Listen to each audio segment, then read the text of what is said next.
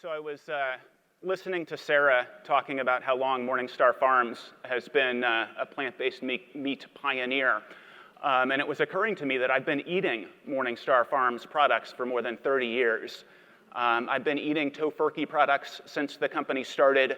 All of the companies that are here and all of the companies that have been around for a while, my wife and I have been colossal consumers of all of them for a very long time. So I think I actually just started GFI so that we could have this conference so that I could eat free plant-based meat.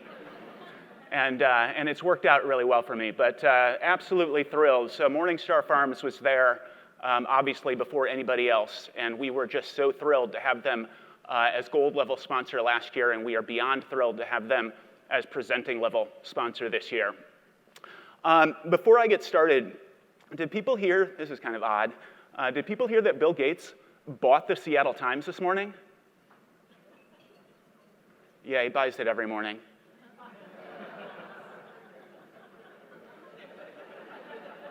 So I can tell you this has already been the highlight of my conference. But seriously, it's absolutely my pleasure to be here among so many amazing people who are all focused on using markets and food technology to make the world a better place. This is obviously the beginning of the second Good Food Conference. Our numbers in this auditorium are just about double what they were last year. Last year we sold out in about 6 weeks. This year we sold out in about 3 weeks. Next year I think we're going to have to move to a stadium. Progress since our last meeting has really been stunning. As I was sitting here and reflecting on that progress, I decided to talk about it or mention 3 things that strike me as particularly watershed. So here you go. The first one is the degree to which plant-based meat has hit fast food hard. We've got the Impossible Whopper. We've got Beyond Chicken at KFC, which sold out in about 5 hours. We've got the Beyond Burger at Carl's Jr. and Tim Hortons, and it just goes on and on and on. Second, we at GFI have been beyond enthused by the degree to which the 4 largest meat companies are also diving in. So JBS, Tyson, Cargill, Smithfield, they've either launched their own plant-based brand or they've taken a large stake in a plant-based company. And then as we all know, Tyson and Cargill are also invested in cell-based meat. And then don't even get me started on ADM, which is kind of everywhere and anywhere, helping the startup companies, helping JBS with their product, and just deeply involved in the transformation of our food system. And then third, governments.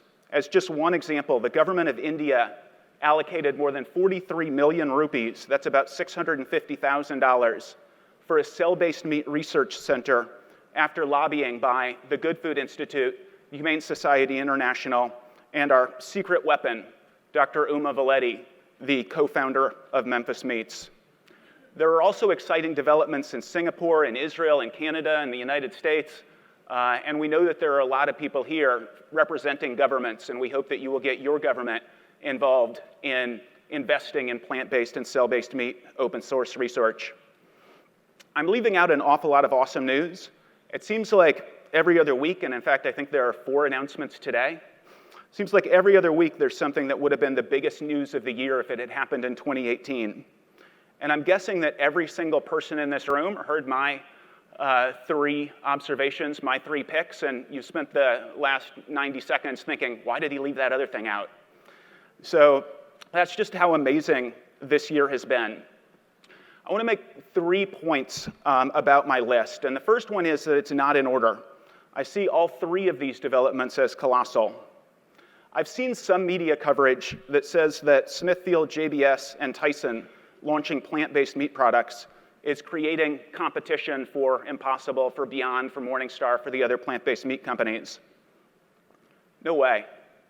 They're creating a market sector. This is not a zero-sum game with a bunch of companies competing for $1 billion per year pie. This is a bunch of companies competing for the entire meat industry sector. They're competing not for the flexitarian and the vegetarian. They're competing for everyone. So when Smithfield and JBS and Tyson launch plant-based products, they're helping to create a plant-based meat market sector. They're making the pie bigger. This is like when Dean Foods bought White Wave. making plant-based milk a mainstream product almost overnight. Dean Foods wasn't a competitor to the other plant-based milk brands. They created a new market sector, and all of the plant-based milk boats rose. So that's why I'm so excited that we have people here today from Smithfield, from JBS, from Tyson, from Purdue, from a lot of the other meat companies. If you're thinking of starting a plant-based brand and you are at a meat company, or if you're thinking of starting a plant-based meat company, we are still an extraordinarily nascent sector with a huge pie to develop, so there really couldn't be a better time. And if you're not sure or you don't agree, grab me at a break and I will convince you. Second, I also want to stress that for all of us, the focus is on consumer choice. One of the most exciting things about plant-based and cell-based meat is the focus on giving consumers what they want. So make no mistake, the conventional meat industry, they produce meat because consumers love meat. The central brainstorm of making meat from plants and growing it directly from cells is that these processes, as they scale up, they will be more efficient, and so we will be able to give consumers the meat that they love, the taste, the texture, everything that people love about meat. It will taste the same or better, and it will cost the same or less. And that is pretty much the perfect storm for getting consumers excited about these new ways of making meat. And then third, all of this is exciting, but it's not self-executing. The thing I love about this conference is all of us coming together to learn about these technologies, share insights, and figure out how we can get more involved. The team at GFI has put together sessions that we think will be maximally informative for all of you. But then we've also created plenty of time for networking.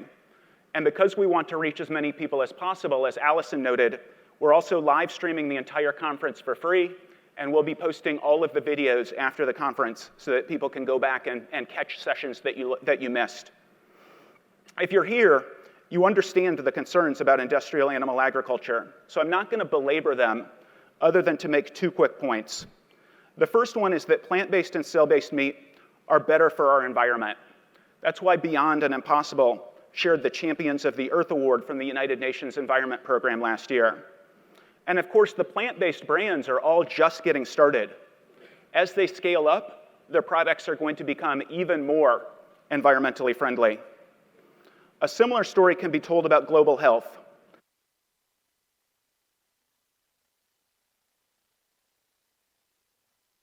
Malfunction. Okay, there we go. Can somebody get me the clicker for the... Oh, wonderful, thank you. Got like 5 minutes in and thought, I wonder what I'm going to do when I get to the point at which I'm supposed to be having slides. So yeah, a similar story can be told about global health. Neither plant-based nor cell-based meat is going to require antibiotics at production scale. And some scientists are now saying that antibiotic resistance is a greater threat to the human race than climate change. A big part of the issue is the antibiotics that are fed to farm animals. In the United States, more than 70% of all antibiotics are fed to farm animals, either to keep them alive in the conditions that they're living in, or to cause them to grow more quickly.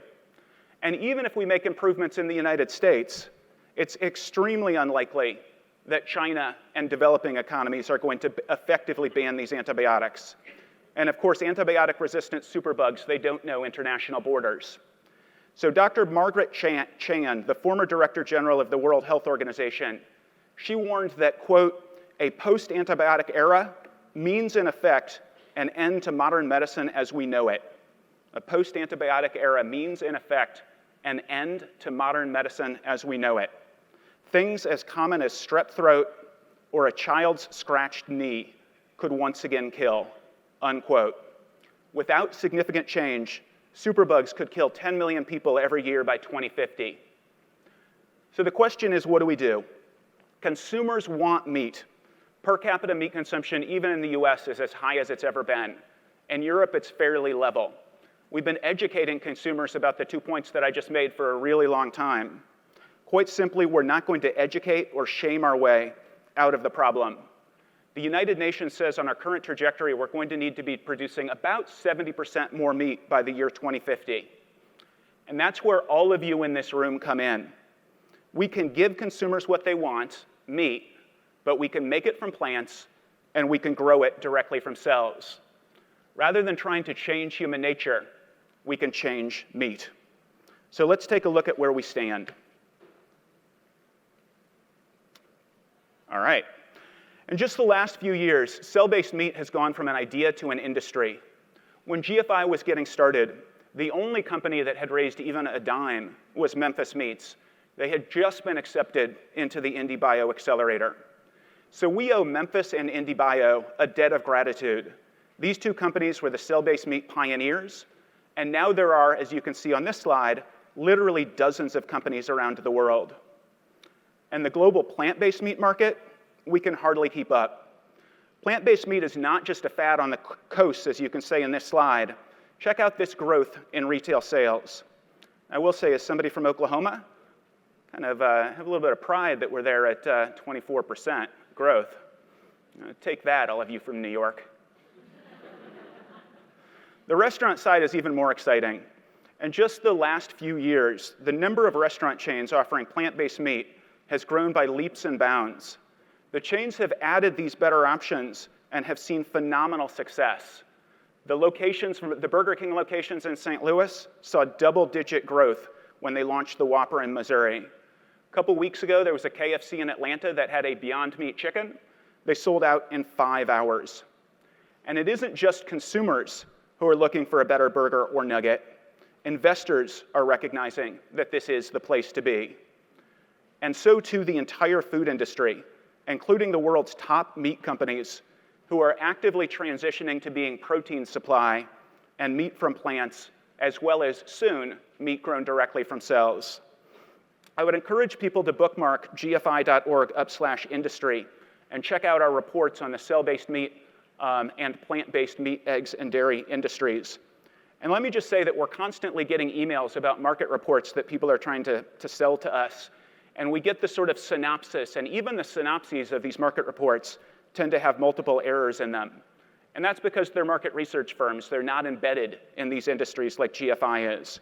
Our reports are authoritative because we keep them updated all year long in real time. And like everything else that GFI does, everything that we produce is open source. Everything that we do is focused on lifting all boats on the plant-based side and the cellular agriculture side. So 2 final points. The penultimate one is that GFI is a 501c3 nonprofit organization. So everything that GFI does is only possible because of our donors. And I've seen a lot of you in the audience today. And on behalf of all of us at GFI, I want to say thank you for donating and allowing us to do our work. And here's my final point. While you're listening to the next 2 days of panels and talking with your fellow attendees and enjoying the amazing food, please remember that we really are still in the early days. Exactly how this industry will evolve is uncertain.